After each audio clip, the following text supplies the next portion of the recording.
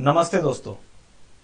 इस बार मैंने गुरुदेव से प्रश्न किया कि लोग कहते हैं कि इंडिया, अपना भारत देश आगे कुछ साल में विश्व गुरु बन सकता है, महासत्ता बन सकता है, और नोस्ट्राडामस ने भी ऐसा कहा है। तो मैंने गुरुदेव से पूछा, गुरुदेव आप मानते हैं कि इंडिया सुपर पावर बन सकता है, और यदि हां तो कैसे? गुरुदेव हंसे, बोले बेटा बड़ा गहन प्रश्न किया तूने।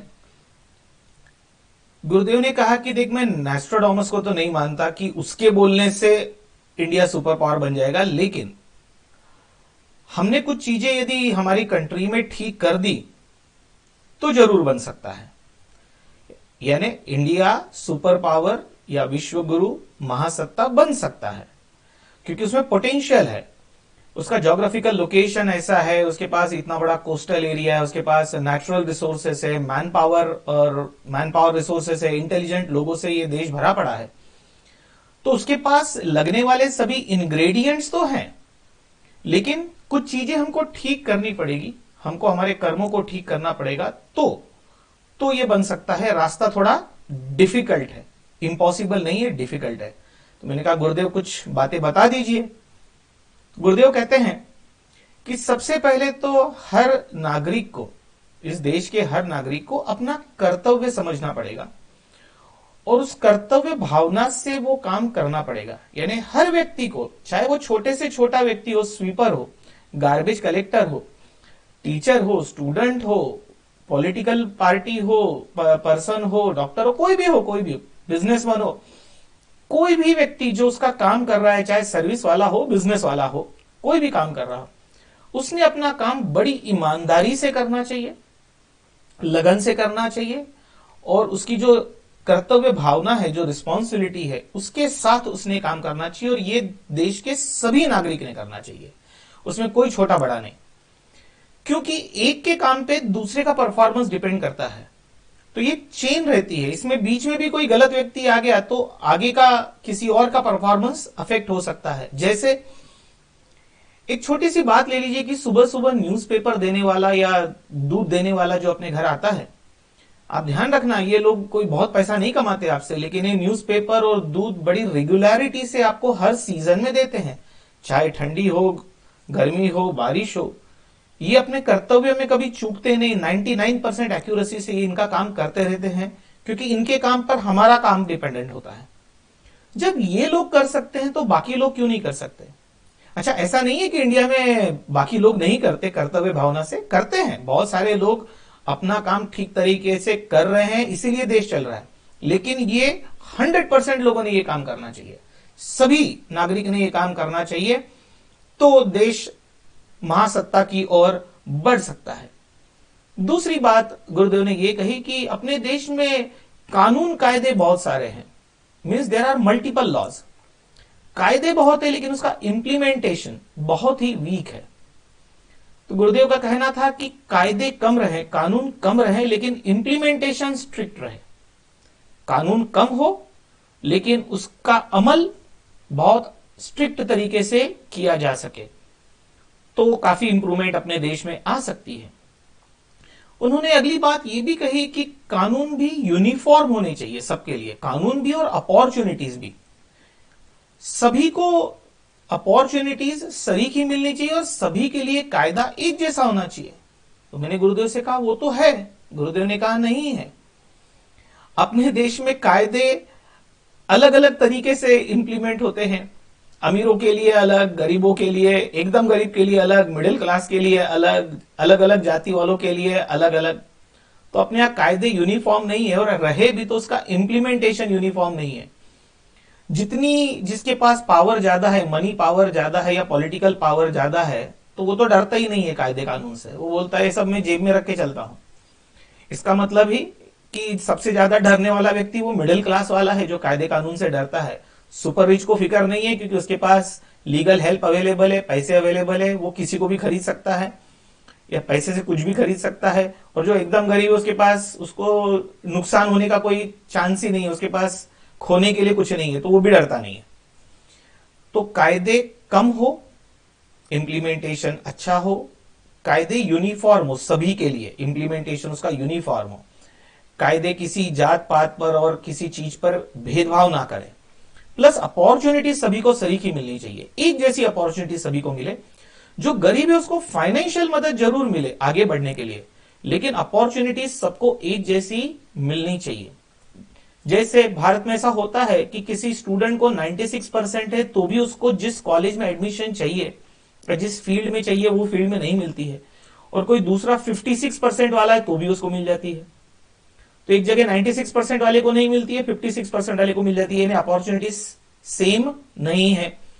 आप नौकरी लेने जाएंगे तो भी वही है, बहुत सारे भेदभाव होते हैं और पॉलिटिकल प्रेशर भी वहां चलता है। कहने का मतलब यूनिफॉर्म लॉज होने चाहिए, यूनिफॉर्म अपॉर्चुनिटी सभी को अवेलेबल होनी चाहिए।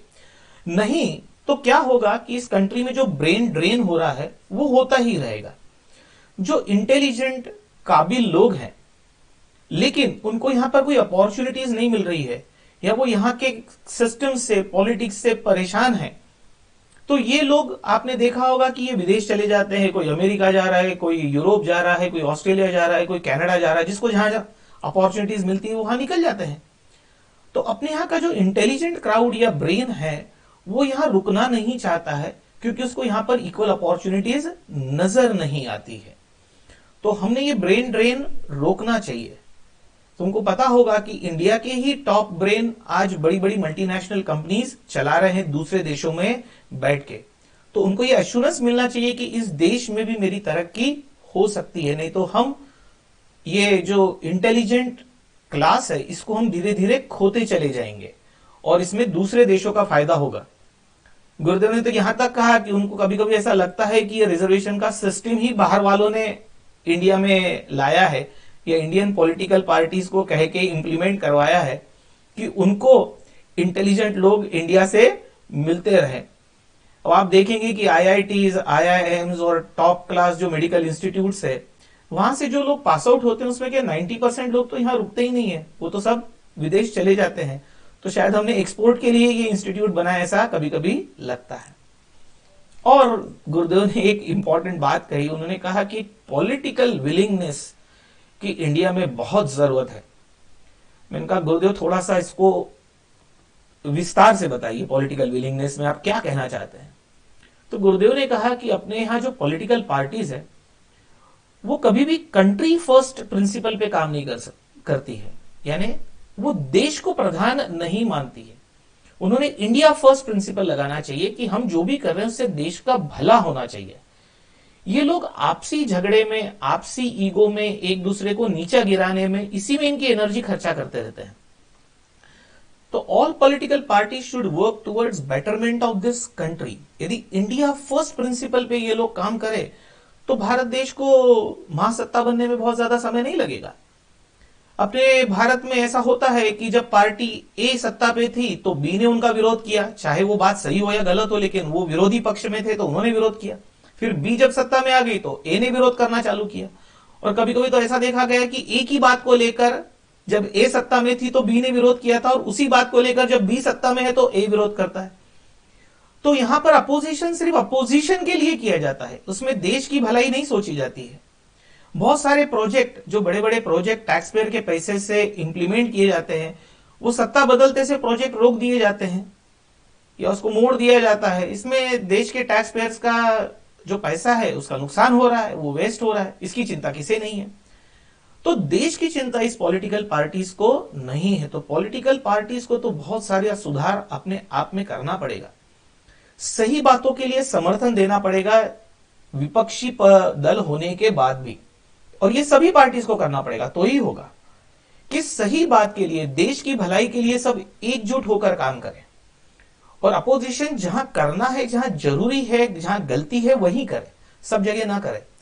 ये जो एकजुट की भावना है ये देश में बहुत कम समय दिखाई देती है। जब विदेशी ताकतों का आक्रमण होता है, जैसे जब चाइना या पाकिस्तान हमारे ऊपर वॉर करता है, तब हमारा देश एकजुट हो जाता है, वो दिखाई देती है, वो एकता दिखाई देती है। सभी पॉलिटिकल पार्टीज और सभी लोग धर्म जात छोड़कर एकत्र हो जाते हैं देश के लिए। लेकिन ये भावना कुछ दिन टिकती है, ये भावना 365 दिन टिकनी चाहिए। 365 दिन ये ख्याल होना चाहिए दिमाग में कि हमारे काम से हमारे देश का तो नुकसान नहीं हो रहा है, और ये सबसे ज्यादा काम इसमें पॉलिटिकल पार्टीज को करना है कि वो देश को आगे ले जाए। यदि पॉलिटिकल पार्टी सब मिलकर सोच ले इस देश को आगे ले जाना, झगड़ा करने की जगह, आपस में झगड़ा करने की जगह, तो मुझे लगता है अगले 5 से 10 साल में यह देश महासत्ता बन सकता है, क्योंकि इस देश में इतने रिसोर्सेस, इतना इंटेलिजेंस भरा पड़ा है। मैंने गुरुदेव को धन्यवाद कहा, मैंने कहा गुरुदेव आपने बहुत अच्छी बात शेयर की, और ये बहुत लोगों के दिमाग में ये प्रश्न था जो शायद आपके उत्तर से उनका समाधान हो सकेगा। धन्यवाद दोस्तों, जय गुरुदेव। पसंद आए तो आगे फॉरवर्ड करना।